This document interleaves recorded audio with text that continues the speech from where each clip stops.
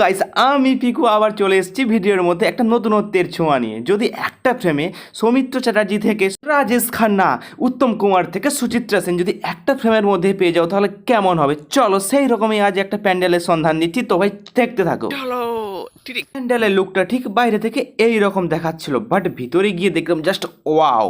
যদি যে 90s-এর ভিডিও এবং সং ভালো লাগে তার জন্য তো পুরো যেন স্বর্গ, কারণ একটা ফ্রেমের মধ্যে এত এত জিনিস যেটা দেখার মতো। প্যান্ডেলের লোকেশনটা কোথায়? প্যান্ডেলের লোকেশনটা হয়েছে বাজটাউন মাঠে, যেটা বাস স্ট্যান্ড থেকে একটু পিছিয়ে আসলেই পেয়ে যাবে বাজটাউন মাঠ। তবে এইখানেই হয়েছে এই প্যান্ডেল। এই প্যান্ডেলের থিমের নাম হলো স্মৃতিকথা। হ্যাঁ গাইস, স্মৃতিকথা। প্যান্ডেলের তালিকায় এটাও যুক্ত করে নাও, কারণ যেটা মারাত্মক হতে চলেছে প্যান্ডেলটা। জাস্ট এটা দিনের বেলায় ছিল, যখন লাইটিং লুক আসবে তখন আরো বেশি চমক দেবে। দেখার জন্য আমি তো খুব এক্সাইটেড। তোমরাও কি এক্সাইটেড? তাহলে তো একটা লাইক অবশ্যই করতে হবে।